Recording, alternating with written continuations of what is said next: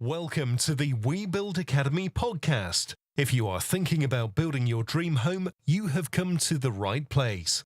We try to demystify the home building process to help you to build your dream home. Now introducing your host, Ryan Watt. Hi, welcome to the second episode of the We Build Academy podcast. So in this episode, we're speaking to an architect based in Wales called Mark, whose specialty is in the Welsh Government's initiative of the One Planet Developments project. So this is not going to be for everybody, but for the people that it is for, it's going to be a perfect match. So please check out this episode. I'm sure you're going to find it useful. So let's get started. My name is Mark Waghorn. I'm an architect based in a small town in rural Wales, and my practice specialises in designing sustainable, low-impact design for rural areas. We've been based here about 6 years, and before that I was based in London, where I had a kind of very varied workload, and most of it was urban, based in London. So over the last 10 years or so, we've changed our focus.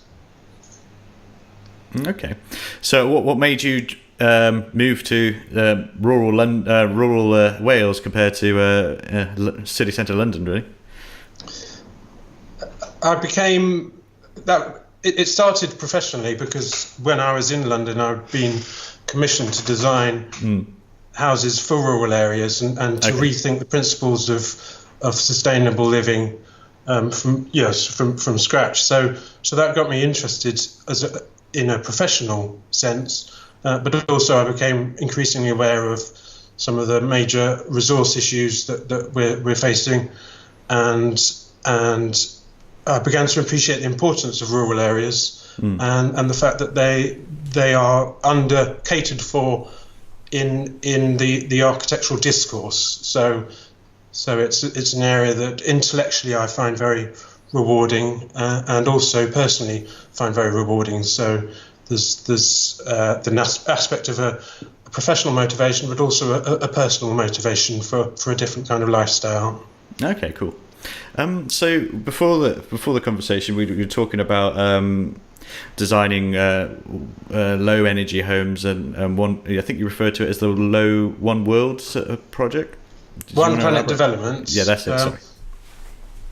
So the planning policy One Planet Development came out of Wales's aspirations to be a one planet nation within a generation, which means that it's the aspiration of the government that it doesn't consume more of its fair share of the world's resources.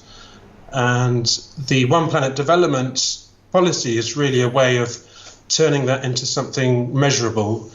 So that individuals or groups can make planning applications for developments which involve housing, but also involve land management, food growing, sustainable industry, and so on. That can be in rural areas that otherwise planning policies are very restrictive to.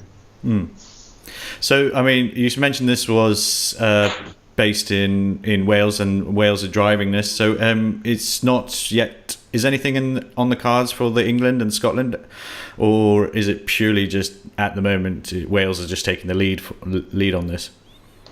Wales really has taken a lead on it. There's nothing national in English planning policy that provides this opportunity, and as far as I know, there isn't in Scotland either.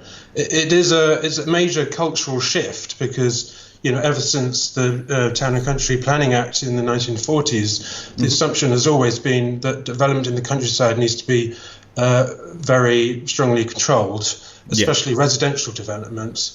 And having come from the southeast, then I was aware of the very strong development pressures on rural areas around London. But Wales is a very different case. Large parts of Wales are deeply rural, and it is a very good testing ground for this kind of innovative approach to planning policy that facilitates those who do wish to have a closer contact with the land again to do so.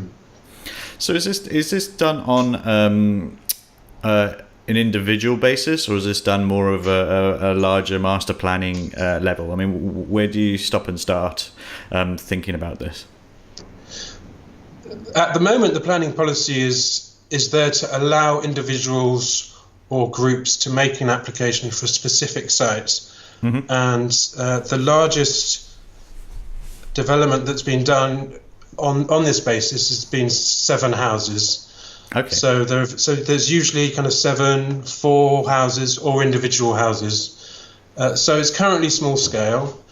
I'm also part of a group called the Callum Cymru Network, okay. Which is looking at taking this to a bigger level, a more strategic level, to define the whole of the area around the Heart of Wales railway line, which runs through Mid Wales. Okay. Use that as a test bed of these principles of one planet developments. So, in summary, does it, if you were interested in living in rural Wales, you would definitely recommend someone to start utilising this planning sort of policy? Then is that your? I mean, just to be honest, I'm pretty new to this sort of policy myself. But bearing in mind, I don't know how long's this been around. I mean, has there any sort of how's the traction going on it, or is it? I mean, it's just a little bit more about if I was an individual, what would be my sort of next step, really, or how does it affect me as an individual? Sure. The One Planet Development Planning Policy came into force in 2010, okay. And it started slowly initially. There wasn't any detailed guidance about how to go through a planning application until 2012. Mm-hmm. And it's still a minority. It's still marginal, you could say that, and you need to be motivated because it's about lifestyle. It's quite unique in planning law because it's not only about the management of the land, it's about how you live your life. So you need to submit your management plan to say not only how you're going to run a business from the land, but also how you live your life. So even foreign holidays, for example, will be counted against you for the environmental impact of them. So if somebody already is committed to living in a low impact way and is therefore understands that their lifestyle won't be the typical lifestyle, kind of consumer lifestyle of a developed country, then it's a huge opportunity, and it really is unique in the UK. Okay, so does that mean you have to be off-grid, or are there other ways you can sort of carbon offset that? Is that the intention, to be completely off-grid, or is it? You don't have to be completely off-grid. You can be grid connected, but you do need to show that you are. You need to generate your own energy. Yeah. So you need for example, the buildings need to be carbon neutral. Mm-hmm.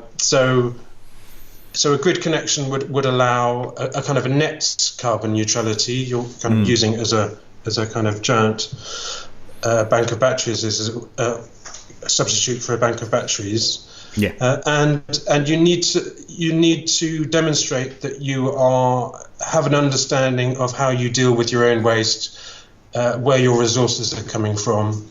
Okay. So kind of an understanding of closed loops, which permaculture principles are very helpful in getting that mindset. So, I mean, obviously, if someone is interested in doing this, as you say, it is very dependent on your lifestyle. You really want you really want to be able to live off grid. Pretty much, it's almost becoming going back to sort of a cottage, sort of self-sustaining on the particular land you're in. Is that the right sort of summary that you'd come across, really? The policy does require that you grow at least 35% of your own food needs. Okay. And that another 30% of your food needs would be paid for by some business that you're running from the land. Okay. So yes, there is an element of self-sufficiency, but as more and more people do this, and one exciting aspect of it is that the areas that are becoming attractors to people wanting to do one planet developments. Yeah. And that means as these communities grow, it makes it easier for small scale supply chains, for people to trade with each other when you have a surplus and so on. So to be the first one doing it's quite hard. And I think the lessons people did learn from the Back to the Land movement, which started in the 70s, was that self-sufficiency is very, very challenging, almost impossible if you're trying to do it on your own. But if you're trying to rebuild local networks, then it does become more achievable. Okay, so you would say if you were really keen on it, and you were very if you can work from home already, this sort of thing as a first starter would be quite, you can supplement your income with your current job as well as, but you still need to obviously invest in doing all the food growing and the local and generating a local business as well, and on top of your original. But if you're very interested, the best thing would be to do is to find an existing community. Is that what you'd recommend someone? Is there sort of a halfway house?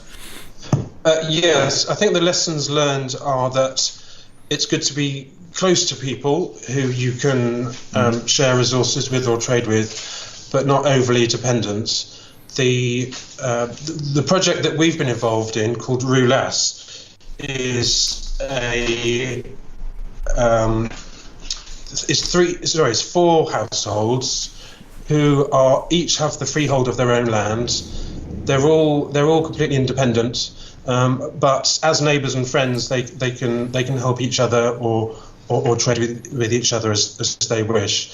And they chose that route because they'd seen other setups that had created an unnecessary level of dependency that had caused friction.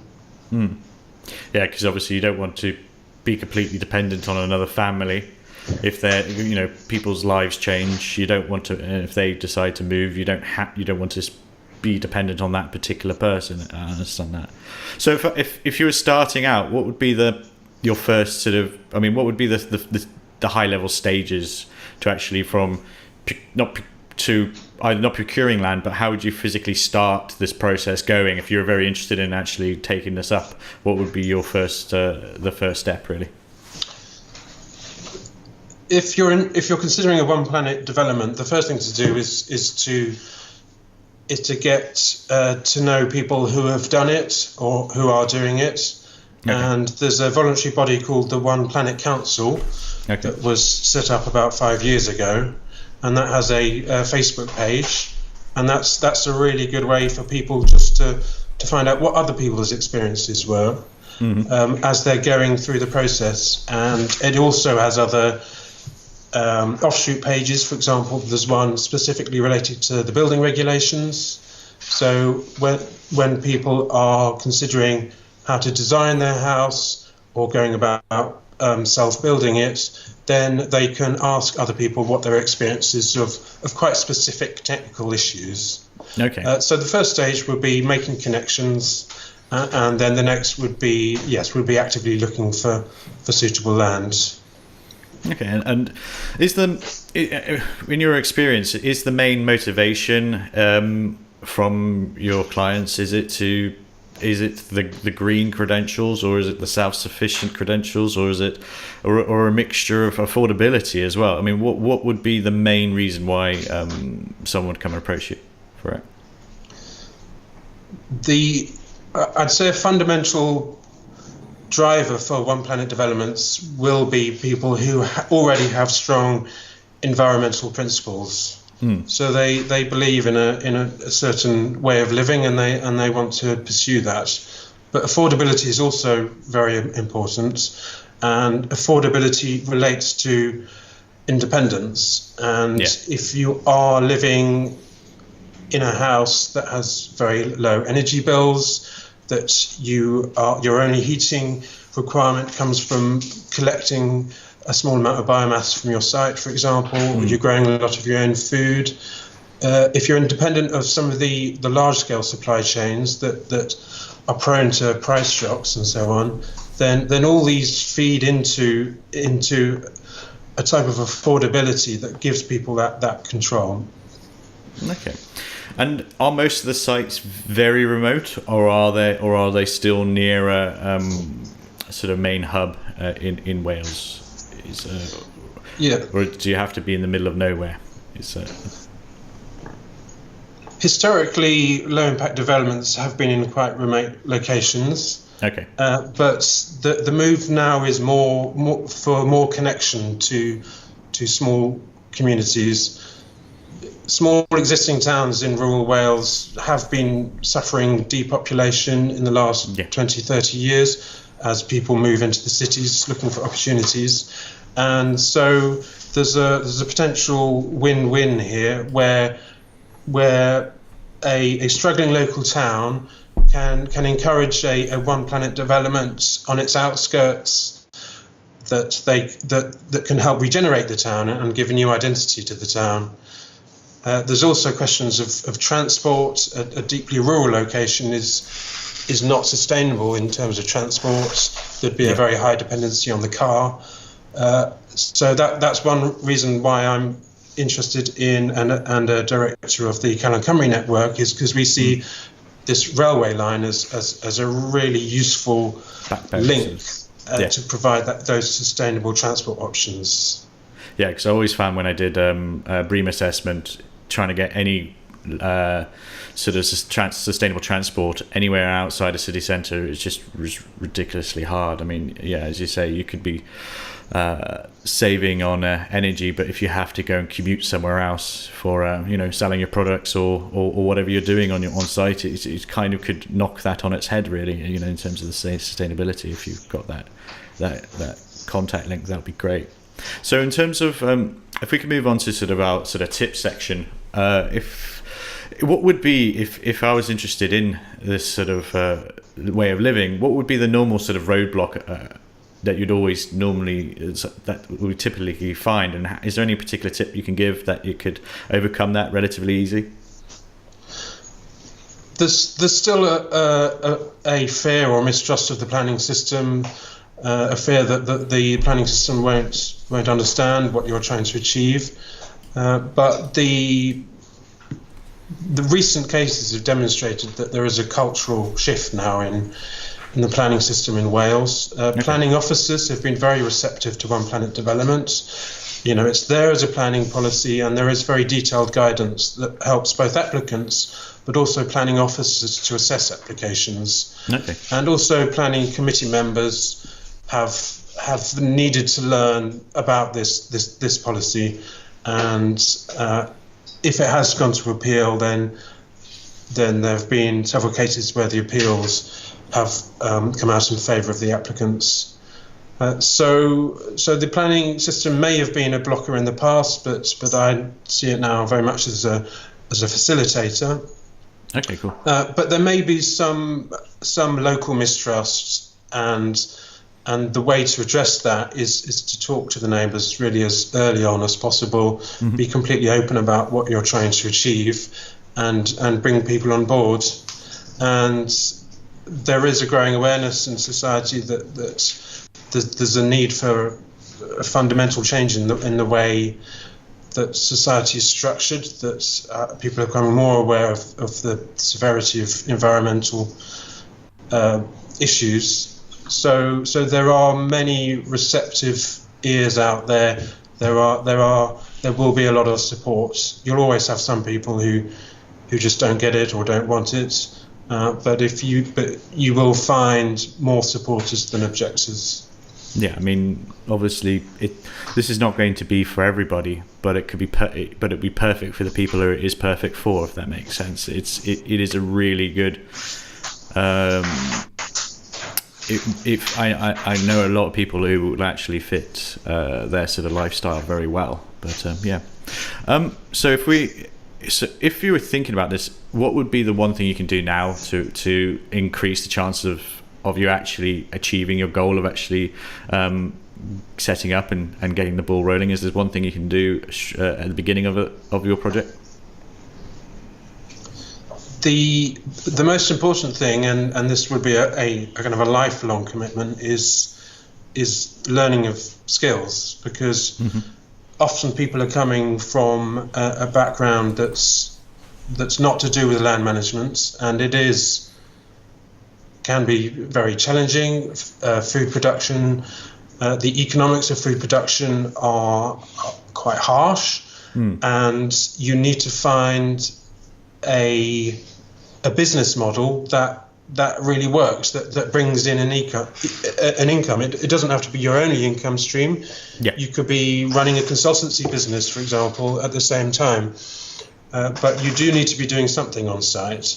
Yeah. And beginning to think about that and speaking to people who are making a success of it. Because at the end of the day, that's what it all comes down to. You might feel that your planning battle was very difficult and takes a long time, but that would be nothing compared to the troubles you'll have on site if you haven't got a business plan that works for you, or you don't have the skills to see that business plan through. How would you normally fund it? Can people take out mortgages? Do they need to use savings? Is there anything different on that sort of part? I know you've got a business. You need to put forward a business case, but what's the sort of normal expectations on the applicant? The benefit of One Planet development is that you can buy land that's not already identified as development land. Okay. Which means you would be able to get it for about £5,000 an acre in Wales. So you don't have a big upfront cost in terms of the land. The other thing is that a lot of people self-build when they're doing One Planet development. Mm-hmm. So your build costs will be lower than a typical self-procured house. But then again, there are costs hidden there. If you're putting a lot of your own labour in, that's labour that you can't spend earning a living elsewhere and so on. But there are ways of doing it. The house that we've been involved in, that we did the drawings for, the build methods, with a roundwood timber frame, straw bale, lime plaster and so on. Those are all things that people are interested in learning about. So you can offer people courses, and those courses, the people doing them go away feeling they've learned something important, and at the same time they're helping you build your house, and skills are spreading. Yeah, because my brother got married in the Alternative Energy Centre up in near Snowdonia. They run those sort of self-build courses, and they seem to be getting a lot more traction. I don't know if you have been to any of those yet, or been to that site. It's quite interesting how they've got some examples and stuff like that installed already. But with the backdrop of Snowdonia, it's quite a nice, lovely drive to do at night. But so going on to the sort of last sort of tip over the whole entire, if you were going to start now, what would be the one, to sum it down to the one sentence really, what would be your one tip that would like to tell our listeners? If you're interested in One Planet development, then I would suggest your first port of call would be the One Planet Council. There's a website which is www.oneplanetcouncil.org.uk, and it also has a Facebook page. So go onto those and have a look at the conversations people are having already, and sign up and join in. And from that, a whole exciting new world will open up for you. It does sound like it's a great. I think one of the advantages of doing something like this, there is a community already there. It sounds like that they're are very receptive as well. They're happy to help you out, and there's obviously the Facebook page to have a look at as well, as you mentioned earlier. So leading on to, how would our listeners, what would be the best way to contact yourself, and what's your sort of website, and anything else you would like to end with? If anybody would like to contact us, to talk about one plant developments or any other architectural projects, then the best way to get hold of us is a contacts page on our website, www.mwd.wales. I hope you found that useful. If you've got any questions, please feel free to get in contact with me. I'd be more than happy to help. If you haven't ordered your starter pack yet, please make sure you visit our website at webuildacademy.com. It's full of some great information. Plus, we'll also keep you up to date on the latest episodes that we'll be issuing out. So speaking of which, next week's episode is with an architect who self-built her own home with her husband, which is a passive house design. So we'll talk a lot more about the whole process from the start, how she got the land, how she moved from actually changing the land, and also what was the process and why they went for passive house. So please make sure you don't miss out on that. So again, thank you for coming and listening to our podcast. Thank you. Thank you for listening to the We Build Academy podcast. Don't forget to click subscribe and check out our website, webuildacademy.com, for more great tools and information to help you build your dream home.